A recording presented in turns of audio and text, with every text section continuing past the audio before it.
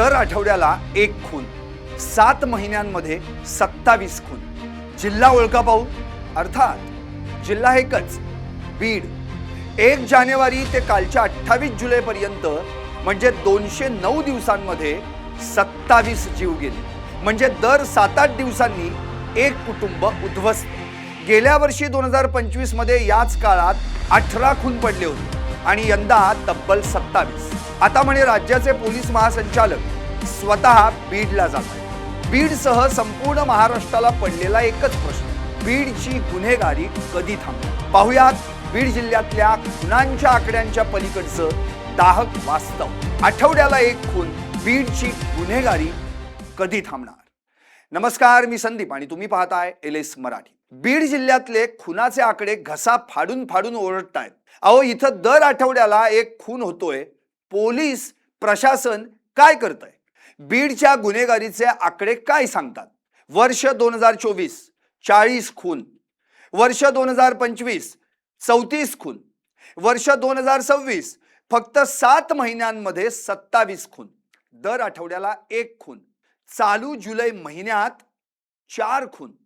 म्हणजे 1 जानेवारी ते कालच्या 28 जुलै अखेर 209 दिवसांमध्ये 27 खून. दर 7 ते 8 दिवसांनी एक खून होतोय. अहो, एकट्या जुलै महिन्यात बीडमध्ये 4 खून पडलेत. बीडमध्ये खुनामागून खून होण्यामागची कारणं तरी काय? पोलिसांनी दिलेल्या प्राथमिक माहितीनुसार 70% खून हे कौटुंबिक वाद, शेती, मालमत्ता आणि जुन्या वैमनस्यातून होतात. शिवाय दारू, जमीन आदी किरकोळ कारणावरून जीव घेतले जातात.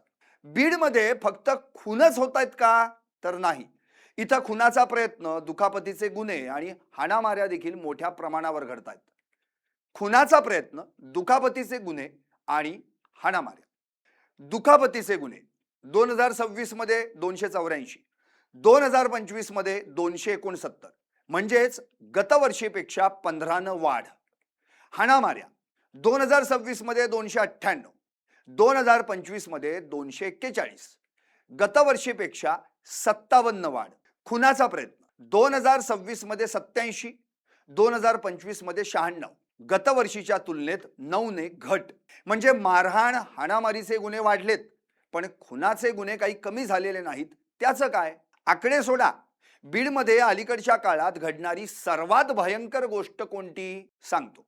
बीडमध्ये काही वर्षांपासून पोलीस ठाण्यात मृतदेह नेऊन ठेवण्याचं प्रमाण वाढत चाललंय. याचाच अर्थ जनतेचा पोलिसांवरील विश्वास कमी होत चाललाय किंवा तो पूर्णपणे उडालाय. उदाहरणच द्यायचं झालं तर केस तालुक्यातील टाकळीतलं विलास घुले खून प्रकरण.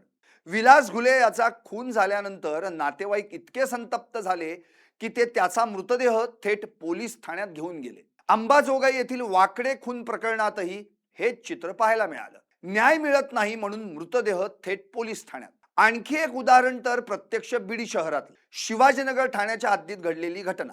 आठवून पहा. नातेवाईकांनी मृतदेह थेट जिल्हा पोलीस अधीक्षक कार्यालयातच नेऊन ठेवला आणि सर्वत्र एकच खळबळ उडाली. बरं, या व्यतिरिक्त इतर गुन्ह्यांमध्ये रक्तबंबाळ होणारे, दुखापतीमुळे गंभीर जखमी झालेले कित्येक नागरिक न्याय मिळवण्यासाठी आजही थेट SP ऑफिसचे उंबरटे झिजवताना पाहायला मिळतात. FIR होणार नाही, तपास होणार नाही म्हणून आपला आक्रोश थेट वरिष्ठांच्या कानापर्यंत गेल्याशिवाय पर्याय नाही, म्हणून हे नागरिक SP ऑफिस गाठतात. असा या मागचा अर्थ काढायचा काय? तुम्हीच सांगा. बीड इतकं का बदनाम झालं? बीडचं बिहार झालंय असं का म्हटलं जाऊ लागलं? 21 ऑक्टोबर 2023 महादेव मुंडे यांचा खून झाला. या ऑक्टोबरमध्ये या घटनेला 3 वर्षे पूर्ण होतील. महादेव मुंडे यांच्या पत्नी ज्ञानेश्वर मुंडे यांनी कित्येकदा पोलीस ठाण्याचे, SP ऑफिसचे उंबरे झिजवले, कोर्टाच्या पायऱ्या चढल्या, आत्महत्येचा प्रयत्न केला, पण आरोपींना काही अटक झाली का? नाही. अहो, अटक सोडा, महादेव मुंडे यांचा खून कुणी केला ही नावं देखील अजून पोलीस तपासात निष्पन्न होऊ शकली नाहीत. या प्रकरणी विधिमंडळात आवाज उठवला गेला, मुख्यमंत्र्यांच्या आदेशावरून SIT स्थापन झाली, पण निष्कर्ष काय निघाला? काहीच नाही. या प्रकरणात फक्त तपास अधिकारी तेवढे बदलले गेले किंवा त्यांना बढती मिळाली. ज्ञानेश्वरी मुंडेंचा पोलिसांना एकच प्रश्न, माझ्या पतीचा खून कुणी केला? आणि पोलिसांचं त्यावर एकच उत्तर, तपास सुरू आहे. दुसरं प्रकरण जे संपूर्ण महाराष्ट्रभर गाजलं. मस्साजोगचे सरपंच संतोष देशमुख खून प्रकरण, राजकीय दबाव, खंडणी, जमीन, गुंडगिरी सगळंच एकत्र. 9 डिसेंबर 2024 रोजी संतोष देशमुख यांचं अपहरण करून त्यांची निर्घृण हत्या करण्यात आली. या प्रकरणी वाल्मिक कराडसह 8 जणांविरुद्ध गुन्हा दाखल होऊन दोषारोप पत्र सादर करण्यात आलं आणि बीडच्या विशेष मकोका न्यायालयात या खटल्याची सुनावणी देखील सुरू झाली. आरोप निश्चितीही झाली. पण गेल्या वर्षी 12 मार्च पासून सुरू झालेल्या या खटल्याच्या कामकाजात आरोपींच्या जामीन अर्जांवरील सुनावणीशिवाय या खटल्याला हवी तशी गतीच मिळेना. 1.25 वर्ष होऊन गेलं पण खटला काही पुढंच सरकेना.